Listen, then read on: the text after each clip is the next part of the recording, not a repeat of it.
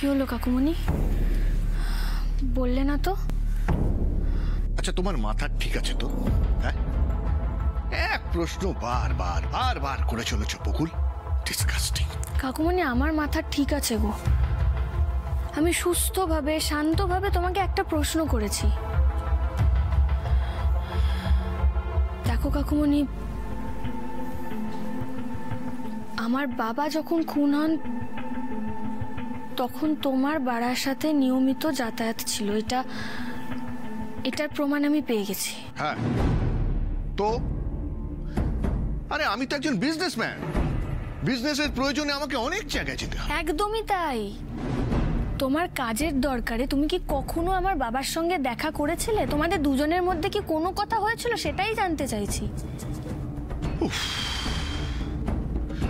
সত্যি বকুল, তুমি না একটা অদ্ভুত মেয়ে। আচ্ছা, একটা কথা বলবে? আমার প্রতি যখন তোমার এতই সন্দেহ, এতদিন কেন কিছু বলনি মা? কাকুমণি, আমি নিজেই এতদিন কিছু জানতাম না।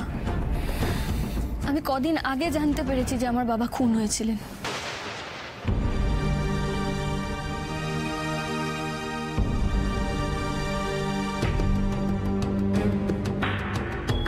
বাহ, চমৎকার। দেখো বকুল, আমাকে তোমার এই সন্দেহ করার বাতিকটা এটা তো প্রথম নয়। এর আগেও বহুবার করেছ, কিন্তু কোনোবারই কোনো প্রমাণ দিতে পেরেছিলে বল? তাই তোমার এই সন্দেহ খেলাটা আমার কাছে নতুন নয়, আর এই প্রশ্নগুলো আমার কাছে গুরুত্বহীন। তোমার কাছে গুরুত্বহীন হতে পারে কাকুমণি, কিন্তু আমার কাছে এই মুহূর্তে এর থেকে বেশি গুরুত্বপূর্ণ আর কিচ্ছু নেই।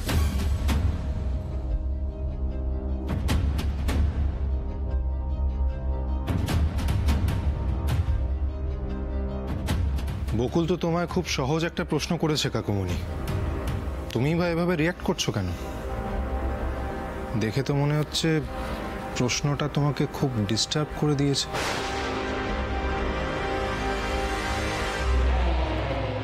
শান্ত সমর, শান্ত। তোমার মুখ থেকে ভয় সরাও।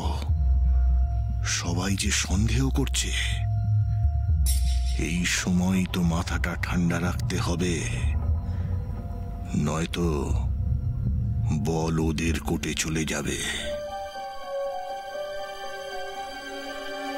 আচ্ছা, তোরা আমাকে কি ভাবিস বলতো ঋষি? পাশা, বাড়িতে এত কিছু হয়ে যাচ্ছে, আমার একটা কথার জন্য আমার দাদার এত বড় একটা বিপদ ঘটে গিয়েছিল। আমি তো আমার দাদাকে হারাতেও পারতাম, তারপরেও আমি ডিস্টার্ব থাকবো না? কি বলছিস? আচ্ছা, তোদের কারুর একবারও মনে হলো না আমার মনের উপর দিয়ে কি ঝড়টা বয়ে যাচ্ছে? ওরে, আমি তো এর আগে বহুবার বকুলকে বলেছি, অনিমেষ সান্যালের সঙ্গে আমার কোনোদিন কোনো কথা হয়নি, কোনো আলাপ ছিল না। তাহলে তার সঙ্গে কথা বলার প্রশ্নটা, দেখা করার প্রশ্নটা আসছে কোথা থেকে? আসলে কাকুমণি, বাবা খুন হওয়ার ঠিক কয়েকদিন আগে কেউ একজন পুলিশ কোয়ার্টারে এসেছিলেন বাবার সঙ্গে দেখা করতে। ঠাম্মি তাকে দেখেও ছিল। তো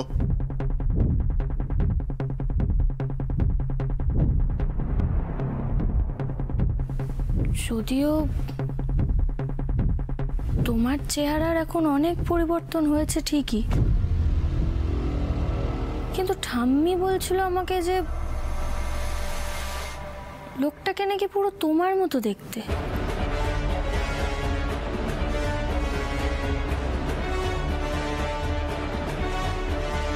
ঠাম্মি কিন্তু কারুর চেহারা সহজে ভোলে না কাকুমণি।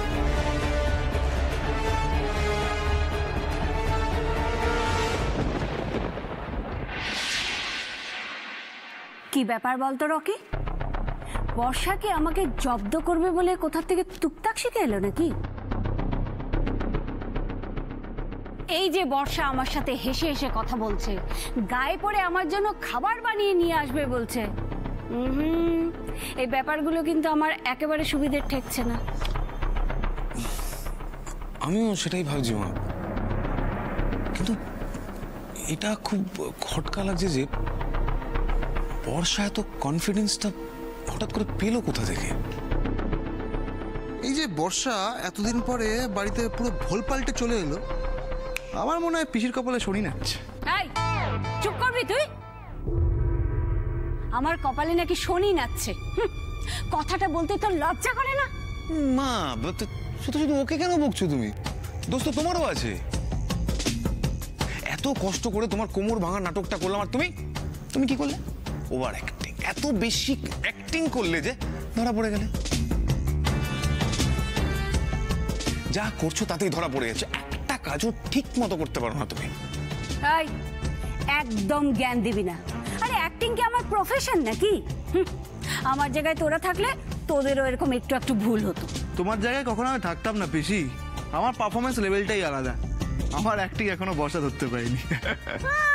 খুব রেলা নিচ্ছে। এতদিন এত কিছু কে সামলেছে? হ্যাঁ তুমি আবার কে ছিলে? তো কোনায় পড়ে, আমি না আসলে কোথায় থাকতে তুমি? অ্যাক্টিং নিয়ে কি এত কথা হচ্ছে পিসি? আমাকেও বলুন, আমিও শুনি। এই যা, কখন এসে দাঁড়িয়েছে? সব শুনে নিল নাকি?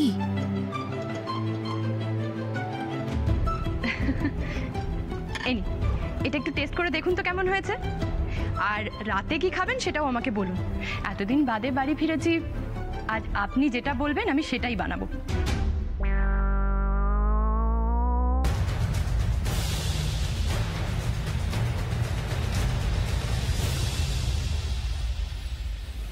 আমার মতন দেখতে? এই কথাটার আবার কোনো মানে হয় নাকি? হ্যাঁ, মনে পড়েছে, নার্সিং হোমেও এই কথাটা তুমি একবার আমাকে বলেছিলে, কিন্তু তখন মন মেজাজ খুব একটা ভালো ছিল না, তাই গুরুত্ব দিইনি। কিন্তু আজ বলতে বাধ্য হচ্ছি, এইভাবে সন্দেহ করে তুমি কিন্তু আমাদের সম্পর্কটা নষ্ট করছো বকুল। আচ্ছা কাকুমণি, আমার ঠাম্মি তো তোমাকে এর আগেও একবার জিজ্ঞেস করেছিলেন যে তোমার সঙ্গে ঠাম্মির আগে কোথাও দেখা হয়েছে কিনা, মনে আছে তোমার? হ্যাঁ, আমিও বোধহয় উত্তর দিয়েছিলাম উনি কোনো ভুল করছেন, কারণ ওনার সঙ্গে আমার আগে কোনোদিন দেখা হয়নি। সেই কথাটা কি তোমরা ভুলে যাচ্ছ বকুল? বকুলের ঠাম্মি কি শুনেছিলেন আমার আর অনিমেষ বাবুর মধ্যে কি কথা হয়েছিল? তাহলে তো সর্বনাশ। আচ্ছা বকুল, ওই লোকটার সাথে তোমার বাবার কি কথা হয়েছিল সেটা কি তোমার ঠাম্মি তোমাকে বলেছে? কি হলো, কিছু বলেছে ঠাম্মি? না, ডিটেলে তো কিছু বলেনি, কারণ কথাবার্তা শুরু হওয়ার পরেই ঠাম্মি ওখান থেকে চলে গিয়েছিল। তবে হ্যাঁ, ঠাম্মি আমাকে এটা বলেছে যে লোকটার চেহারা, মুখের আদল, হাইট, এই সব কিছু তোমার সঙ্গে মিলে যায়, কিন্তু লোকটার গালে চাপ দাড়ি ছিল।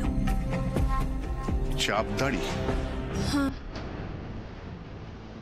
কি স্মৃতিশক্তি পুলিশ! কিন্তু সাবধান, মুখে যেন টেনশনের ছাপ না পড়ে সমর। বাঁচতে চাও তো শান্ত থাকো। কাকুমণি, আমি ওই জন্যই জিজ্ঞেস করছি, তুমি কোনোভাবে ভুলে যাচ্ছ না তো? মানে হয়তো সত্যিই তুমি আমার বাবার সঙ্গে দেখা করতে গিয়েছিলে। না না না,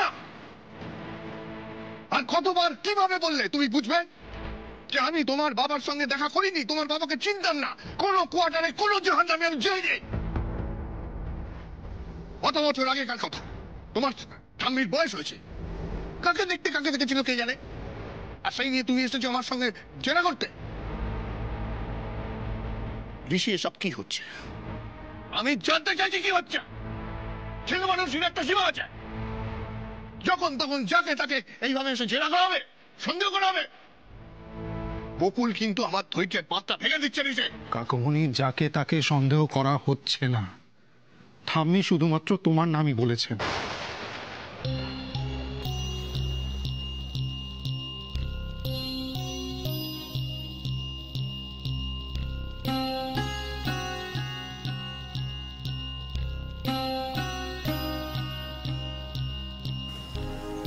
সরি, ভেরি সরি বকুল,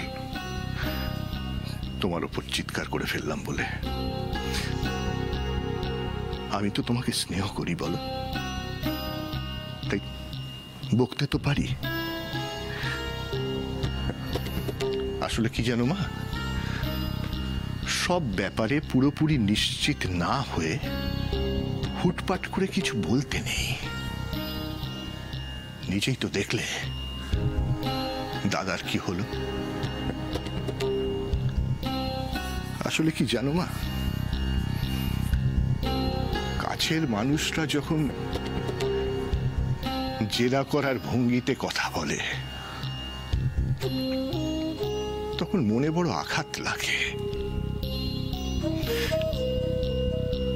তুমি ঋষি,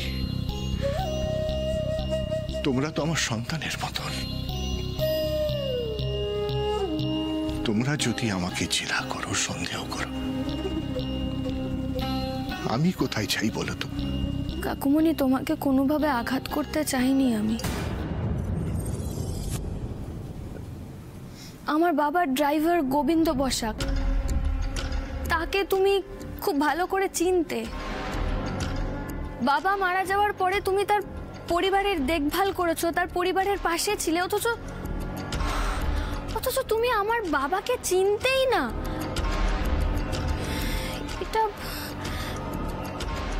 এটা আমি ঠিক মন থেকে কেন জানি না মেনে নিতে পারছি না কিছুতেই।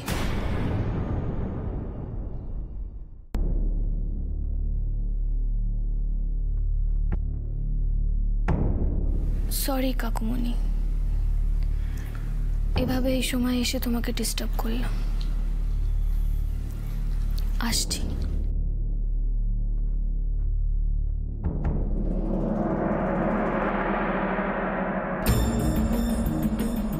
ফেসে যাচ্ছি, চারিদিক দিয়ে ফেসে যাচ্ছি, ব্যবসায় সাইড হয়ে যাচ্ছি।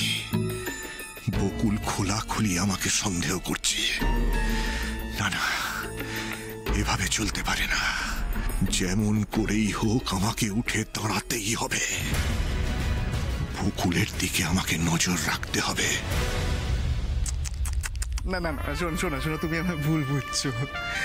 আমি তোমাকে ফেলে পালিয়ে আসতে পারি বলো? No no no no no no no no sweetheart, হঠাৎ একটা কাজ মনে পড়ে গিয়েছিল, তাই তো চলে যেতে হলো। ওইটাই তো ম্যাজিক, ওইটাই ম্যাজিক। না না, বাবাকে বলার এখন কিছু দরকার নেই। তোমার সাথে তো আমার দেখা হচ্ছেই, তখন না হয় ভালো করে একটু বকে দিও। কার সাথে কথা বলছো কুনাল? ও বৌদি, হ্যাঁ ঠিক আছে, রাখছি। হ্যাঁ ঠিক আছে। সুস্মিতা ফোন, আমার ছোটবেলার বন্ধু, স্কুলের বন্ধু সুমিত ফোন করেছিল। আমি 2 দিনের জন্য বাপের বাড়ি গেছি, তার মধ্যে তুমি রাজ্যের মেয়ে বন্ধু জুটিয়ে ফেলেছো। ছি! এই সুমিত মেয়ের নাম নাকি? তুমি না কি যে বলো।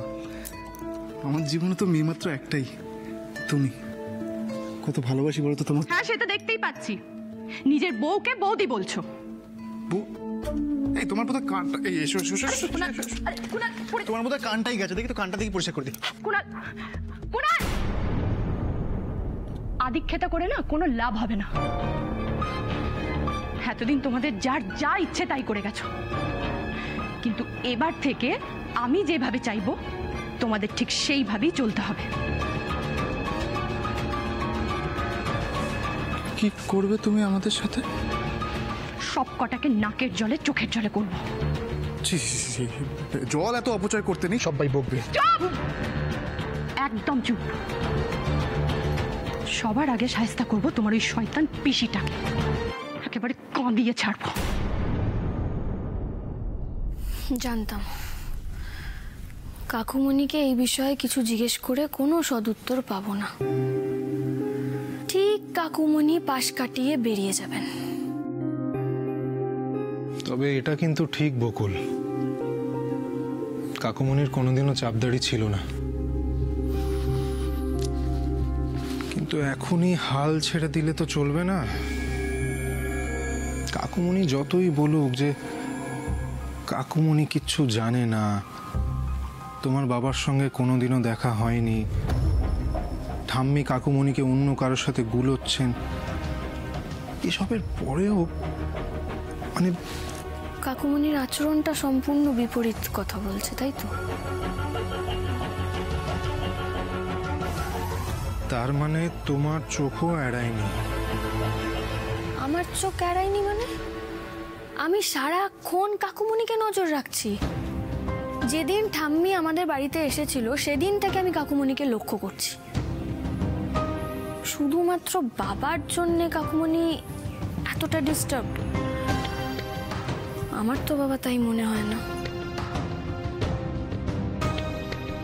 কিন্তু এখন মুশকিল হলো, কাকুমণি যা বলছে সেটা বিশ্বাস করা ছাড়া কিন্তু আমাদের কাছে আর কোনো উপায় নেই।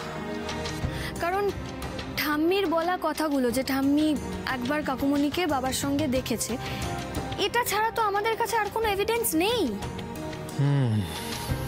সেটা ঠিক, কিন্তু একটা ঘটনা যখন দুজন মানুষ দুভাবে বলছে, তখন নিশ্চয়ই কোনো ফাঁক আছে। এই ফাঁক যদি খুঁজে বের করতে পারি। আরে খুঁজে বের করব কিভাবে? আমি যে কাকুমণিকে ক্রস কোয়েশ্চেন করব সেটারও সুযোগ নেই, কারণ সেদিন কাকুমণি আর বাবার মধ্যে কি কথা হয়েছিল সেগুলো তো ঠাম্মি শোনেইনি। সেটাই তো, ঠাম্মি যদি এইটা বলতে পারতেন যে কি নিয়ে কথা হচ্ছিল, তাহলেও তো হয়ে যেত। ছাড়ো, বাদ দাও, যেটা নেই আর সেটা নিয়ে ভেবে। আচ্ছা বকুল, ওই কাফলিংটা তুমি যত্নে রেখেছো তো? হ্যাঁ, যত্নে রেখেছি মানে?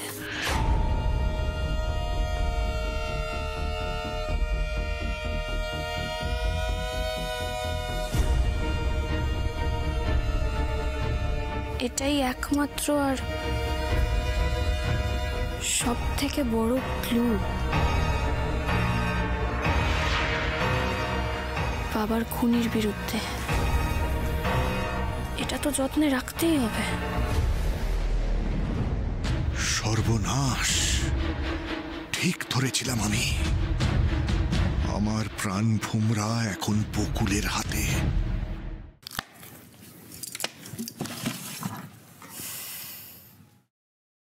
আমার কি মনে হয় জানো,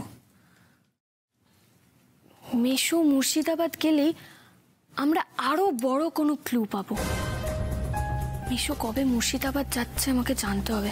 আমি না কালই টুম্পা মাসিকে একটা ফোন করব, মেশোর নাম্বারটাও নিয়ে রাখতে হবে। এর মধ্যে হঠাৎ টুম্পা মাসি আসছে কোত্থেকে? আর মুর্শিদাবাদ থেকেই বা কি খোঁজ খবর নিতে চাইছে বকুল? মানুষ যখন এরকম মুখের ওপর কথা অস্বীকার করে, আমার না তখন বারবার মনে হয় যে আজ আমি একটা সাধারণ মেয়ে না হয়ে যদি কোনো পুলিশ অফিসার হতাম, তাহলে কেউ এই কাজ করার সাহস পেত না। সেই দিনও তো আর বেশি দেরি নেই বকুল। তোমার পরীক্ষা যেন কবে? পরশু। আর একটু হলে মিস হয়ে যাচ্ছিল, মনে করাবে তো আমাকে।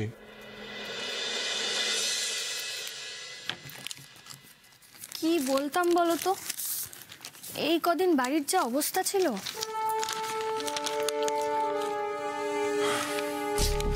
কিভাবে কি প্রিপারেশন নিতে হবে সেটাও তো জানো না বোধহয়। না, আমার একটা বেসিক আইডিয়া আছে, কিন্তু ওয়েট, একবার ইন্টারনেটে দেখি যদি কোনো স্যাম্পল কোয়েশ্চেন পেপার পাওয়া যায়।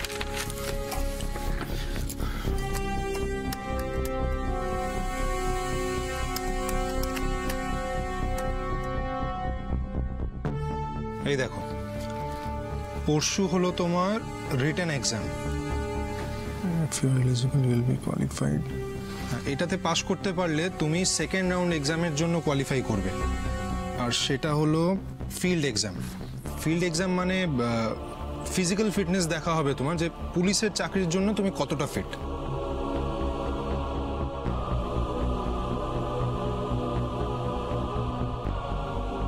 এই ফিল্ড এক্সাম দেওয়ার জন্য তোমাকে রিটেন এক্সামে মিনিমাম 65% মার্কস পেতে হবে।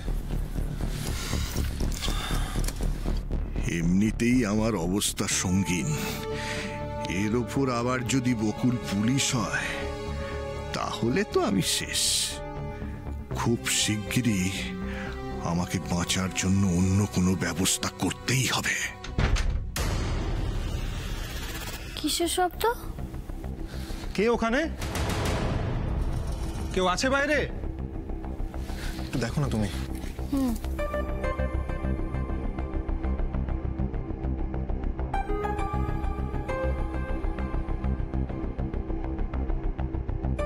কে বকুল?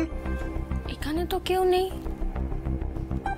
বোধহয় হাওয়াতে কিছু পড়ে টরে গেছে। ঠিক আছে, তুমি ভেতরে চলে এসো, দরজাটা বন্ধ করে দাও।